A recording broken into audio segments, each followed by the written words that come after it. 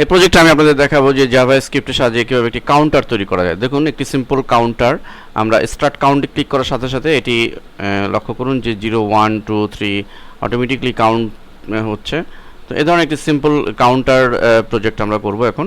তো এটি করার জন্য আমরা যে কাজটি করব, যে প্রথমেই লক্ষ্য করুন যে আমাদের এখানে হেডের মধ্যে যে স্ক্রিপ্টটুকুন রয়েছে এই স্ক্রিপ্টটুকু কপি করব এবং আমরা ড্রিমওয়েভারে যদি করি তাহলে ড্রিমওয়েভারে নিউ একটা পেজ নেব এবং সেখানে কোডে চলে যাব এবং দুই হেডের মাঝখানে তাহলে টাইটেলের পরে গিয়ে আমরা পেস্ট করে দিব। দেন আমরা বডি যে নিচে থেকে বডির মধ্যে যে কোডটুকু এতটুকুন কোড আমরা কপি করব এবং ড্রিমওয়েভারে আমরা ঠিক নিচে বডির মধ্যে আমরা এটি পেস্ট করে দিব এবং আমরা যদি সেভ করি, আমরা সেভ করছি যে কাউন্ট নামে এবং এটা আমি ডিসপ্লে করছি।